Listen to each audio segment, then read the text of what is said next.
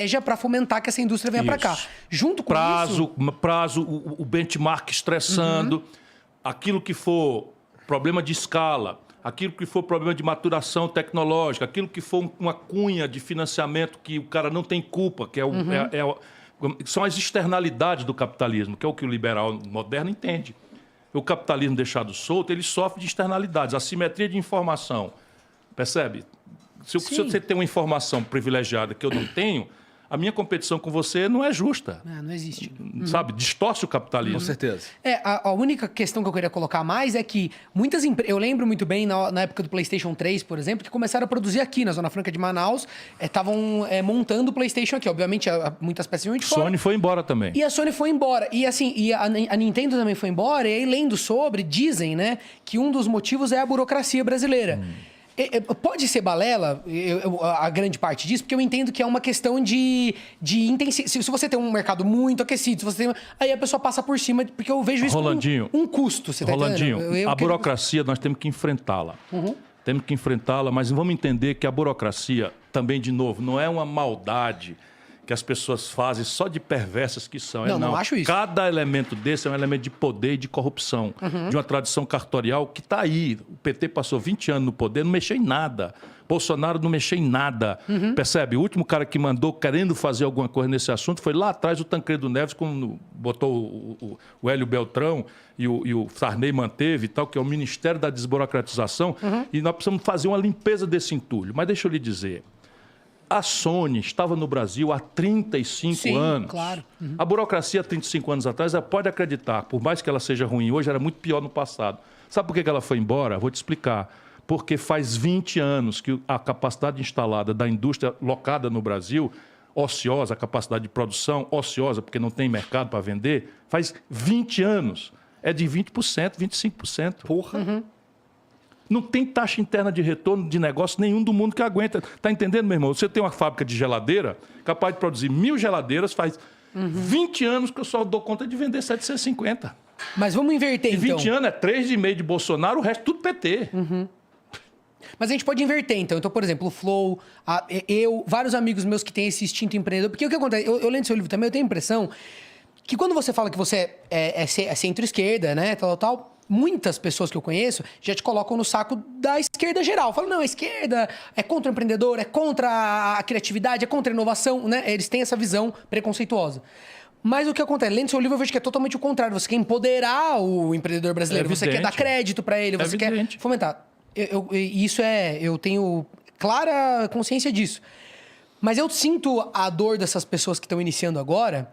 Que, por exemplo, a gente fala da burocracia, tudo bem, a Sony talvez tenha essa capacidade de lidar muito bem com isso, porque ela está num mercado, né, muito grande, ela lida bem com isso. Agora, o pequeno brasileiro que tem uma ideia, você está entendendo? Eu tenho amigos que... É engraçado, a pessoa tem um instinto de esquerda e tal, e eles ficam assustadíssimos quando eles completam a maioridade e vão...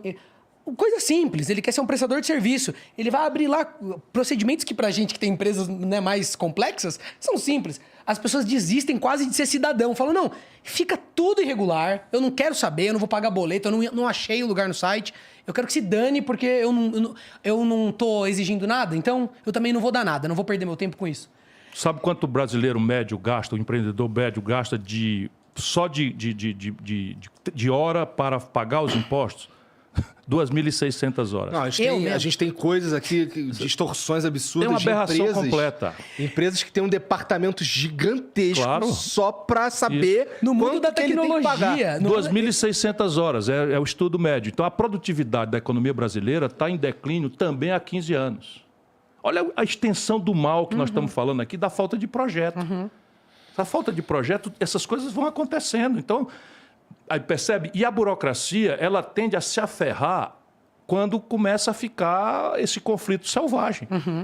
Então, o que você tem que fazer? Por exemplo, nós estamos experimentando, eu uso sempre o Ceará, porque lá no Ceará a gente meio que experimentou coisas concretas. Agora nós estamos com um novo projeto de estabelecer que uma empresa, se tiver determinados padrões ali e tal, não pode demorar mais do que 24 horas para abrir.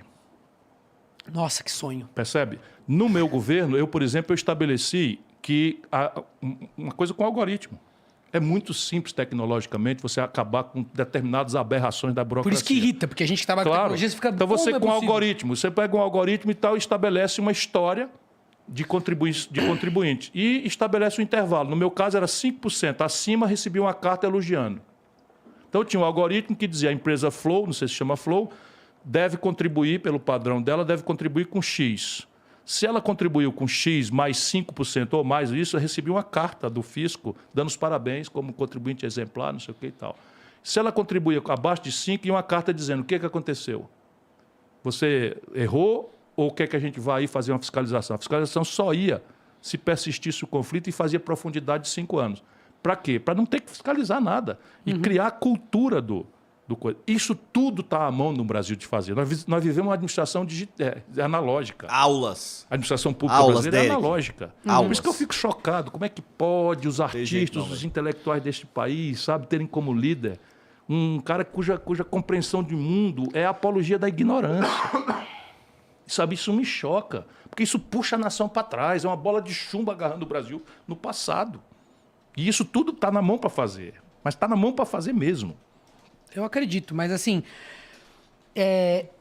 eu, na verdade, estou nessa tentativa de identificar, porque eu leio o projeto e aí eu também trago bagagens minhas de coisas que foram impeditivos para empreender e, enfim, que eu vejo da história das pessoas.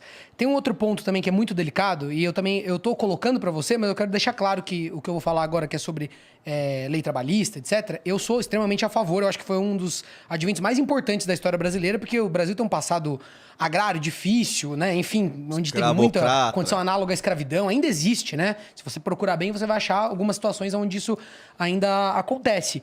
Mas eu digo, não tem que ter uma modernização. Aí eu tô abstraindo bastante, eu não tô sendo concreto, falando, não, botando o dedo especificamente numa coisa. Por quê? Eu vejo que, por um lado, quando você tem uma grande empresa, uma corporação gigante, que tem departamentos, que consegue cuidar disso, é muito legal você proteger o elo mais fraco, que é o trabalhador, né? Mas existe uma simetria muito grande nesse nosso mundo, que é quando, por exemplo, você tem 3 amigos, um vende o carro, ele tem uma ideia na cabeça, ele fala, cara, eu vou vir com o capital que eu consegui aqui, uma pequena herança, tal, vamos criar um aplicativo, eu, você, nós 3, vamos que vamos. A gente se acerta, eu vou ser o dono da empresa, mas vocês, se der certo, vão ter uma participação. A coisa avança, a gente se desentende, e aí por intriga, por rancor, ele vai lá, me processa, num processo trabalhista, fala que eu não dei a cadeira e que teve tendinite, sei lá o quê. Quer dizer, num mercado onde as pessoas já têm uma consciência maior, já são mais escolarizadas, será que a gente não pode passar um pouco dessa responsabilidade mais pro individual? Claro. Veja bem, para que a gente possa ter mais competitividade. Porque eu vejo que essas empresas, elas morrem nesses estágios. É na burocracia, é em um processo trabalhista, às vezes, injusto. Não tô falando do grande sertão brasileiro, não tô falando de empresas grandes, eu tô dizendo aqui, nas relações entre pessoas que ou estão numa relação de igualdade, ou pior. Na minha opinião, existem momentos onde o cara que tá com a ideia e com o capital tem uma assimetria, porque ele tem o risco das pessoas que estão se relacionando com ele ali naquele começo poderem levá-lo à ruína, como eu já vi acontecer.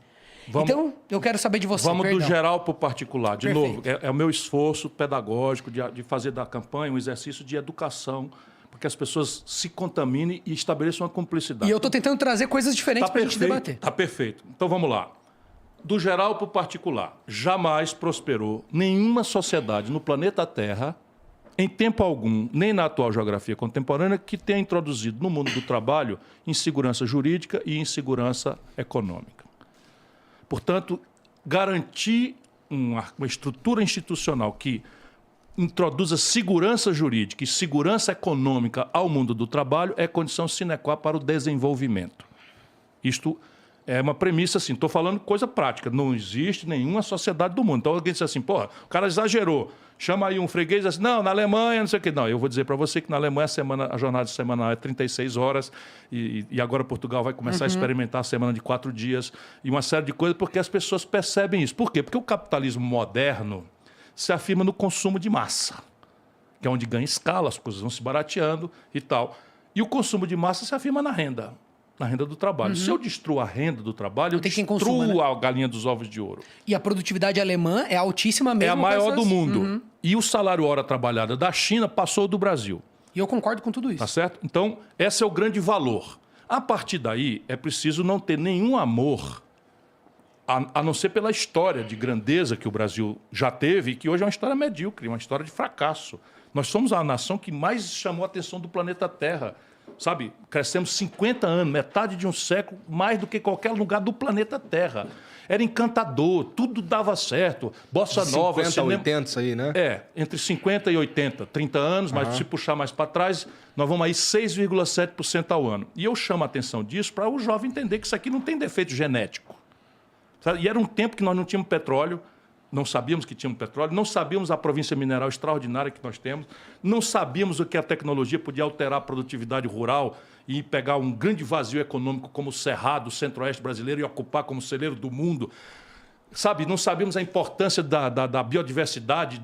Sabe, hoje é tudo mais generosamente coisa. E o fracasso tomou conta. É porque a gente tinha um plano lá, né? Tinha uma direção. Tinha um projeto, tinha uma direção com premissas que se superaram, portanto, e tal. Não é o back to the past o que se impõe agora. É um salto ao futuro, porém nos livrando de preconceitos. Né? Tanto mais da mitologia neoliberal que fracassou. E já nem é mais defendida por ninguém no mundo. Nem na academia em Chicago, ninguém mais defende essa aberração. Estão falando em nova teoria monetária, coisa que eu acho extrema. Estou ligado no debate e tal. Pois bem, isto dito, neoliberal, o os caras falam que é pseudociência. Eu pretendo criar um novo Código Brasileiro do Trabalho. Então, a ideia é você pegar... Gostei do novo, hein? É um novo Código Brasileiro do Trabalho. Excelente. Então, você pega o seguinte, nem é um back to the past, nem é a selvageria, não é de você simplesmente... destruir a segurança jurídica e a segurança econômica do mundo do trabalho. Então, e o que é teórico para mim está ficando muito poderoso, porque o Biden faz uma campanha dizendo que nós precisamos empoderar os sindicatos, que não sei o quê e tal.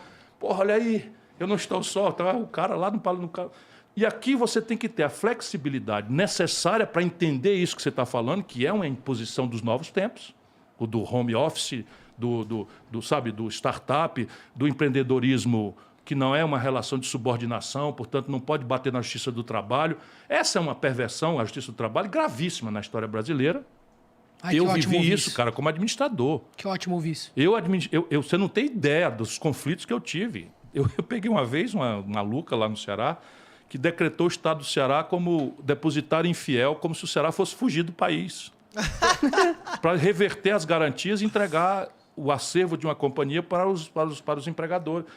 Para os empregados, que, por sua vez, eram defendidos por colegas que perdiam os prazos de propósito e mil propinas. Eu sei muito bem as perversões disso daí. Nossa, é tão importante conversar sobre isso. Pois olha, eu tenho experiência concreta, dura, trágica. Ninguém me engana nisso. Eu digo que é o mundo do trabalho brasileiro que está produzindo, eles isso. acham importante ouvir esse tipo de coisa. O princípio é proteger o lado mais fraco, é a bem da sanidade da humanidade, que é o mundo do trabalho.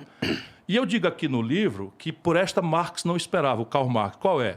É que os trabalhadores agora se constituíram, veja como a humanidade é complexa e imprevisível. E sai dos preconceitos miudinhos. O que aconteceu? Por conta disso, da social-democracia, do estado de bem-estar e da proteção do mundo do trabalho, os fundos de pensão dos trabalhadores no mundo são hoje o maior ativo financeiro do planeta Terra.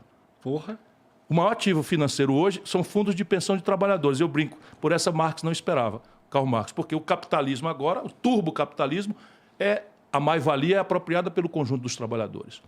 E é isso que a nova esquerda tem que fazer, apropriar para o conjunto da sociedade os efeitos disruptivos que as novas tecnologias estão impondo na realidade humana, para que elas não fiquem concentradas na mão de meia dúzia de Zuckerbergs e coisa. Mas eles nem admitiram ainda que o mecanismo do livre mercado gere essa riqueza. Pelo menos aqui no Brasil eu vejo um discurso atrasadíssimo que ainda não abriu mão, pelo menos, de entender que isso é um motor. O livre mercado é uma essencialidade do progresso humano.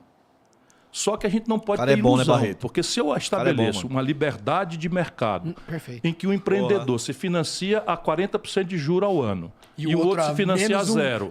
Um empreendedor teve assessoramento para ter na ponta tecnológica, eu estou retardado extensamente. E o outro empreendedor trabalha em escala, porque é protegido, enfim, pelo acesso ao seu mercado e tal. Isso não é livre mercado.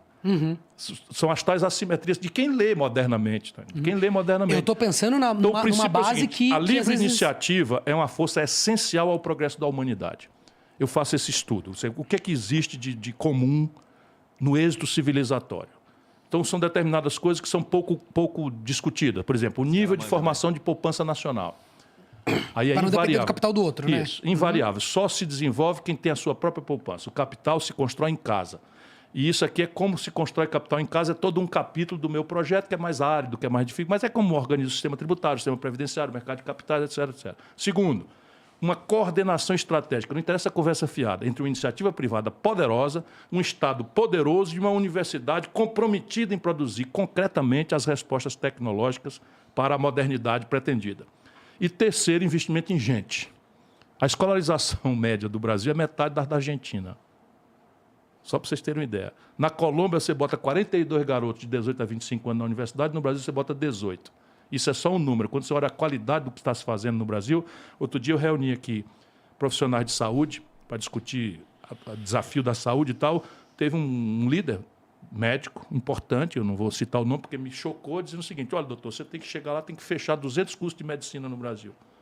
Espera aí, rapaz, fechar curso de medicina tem a... Não, doutor, eu estou lhe falando sério. O que se fez no Brasil nesse período agora, do Lula, do coisa e tal, foi uma coisa criminosa. Enquanto isso, se chamou o médico de Cuba para fazer assistência básica no Brasil. Tenha santa paciência. Isso não, sei lá, país. Você imagina? Eu gosto dos tenha santa paciência. Mas Cuba é do tamanho do Rio Grande do Sul. E mais pobre do que o Rio Grande do Sul.